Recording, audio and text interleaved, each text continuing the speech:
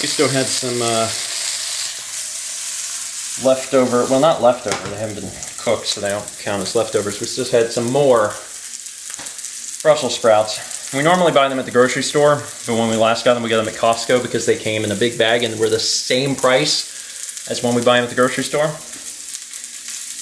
So we needed to eat them, and I cut them all in half whenever I cook them, and there was only one that was bad. There was one that was a little dark in the middle. All the other ones are fine. It's exciting. By the way, hello everyone. Welcome to Tuesday. We also had some leftover bacon, and that's what that timer's for. So we're going to put the bacon and the Brussels sprouts together, which is something that I've never done personally, but I've had at restaurants. A lot of restaurants tend to do Brussels sprouts that way.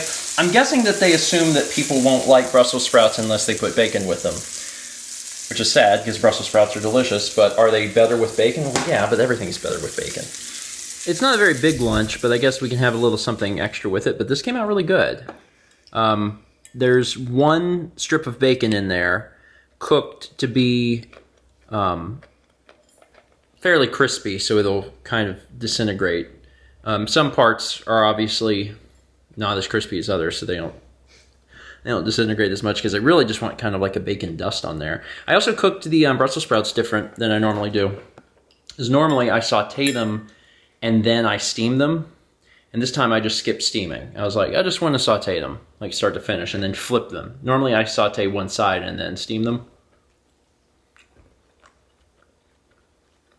It's pretty good.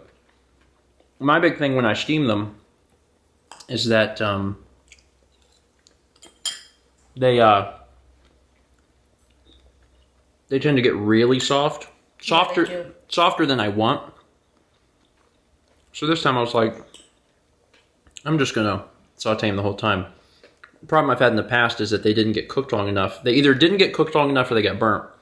So this time I tried to make sure I kept a lot of oil in the pan and just kept moving them. Yeah, they're oily. Yeah. But the trade-off was they didn't get burnt and they're cooked more throughout, but without being mush. It's good. Also, it is good with bacon. Even at home. So the past few days have been a little weird for me. I've had some odd symptoms, and it kind of all came to a head today when I had like the most extreme of the symptoms. I've been tired, and some of it is like actual tiredness, and then some of it is that my eyes have been tired or dry, and today it got so bad that I felt like I was just about falling asleep. And it's weird because I've been getting good sleep, especially last night. Like last night I went to bed on time. I slept the entire night uninterrupted as far as I can remember, and I woke up okay. But for the past few days I've just kind of felt a little, not run down, not like sick, but just tired. And it's gotten worse until today where I finally had to lay down for a little bit. I had to take a nap, and I was just not sure why. I changed my contacts recently.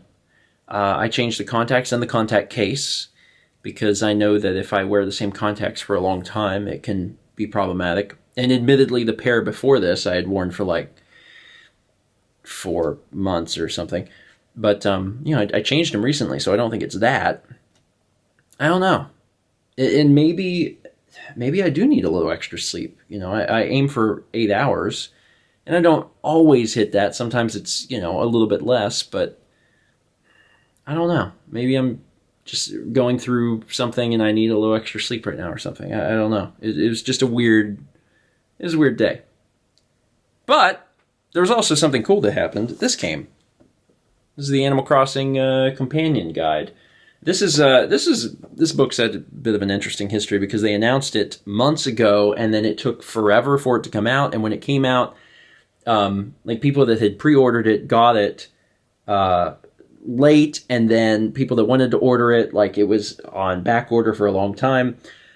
I didn't have it pre-ordered. This was not something I had planned to get, but the price of the book came down to I think it's $19 now, and I was like, you know what? For $19, I think I'll bite because as you can see, the book is extremely thick. There's a lot to this. What I was most interested in was having a physical checklist, because I have been collecting basically anything I can get my hands on in the game. I've been trying to collect all the furniture that I can. I've been trying to collect all the clothing, and that means not just one of each thing, but also all the the color variants. I don't really know why I'm doing this. If I'm honest, I don't really know why. I think to some degree there's a desire in my heart to be helpful to my friends. That's part of it. And then the other part of it is for any potential video stuff we wanted to do. So if it's like, oh man, wouldn't it be cool if we could all dress up like different Power Rangers? I can be like, I have all of the clothes for that. I can facilitate this in a video. Which probably also comes back around to just wanting to be helpful.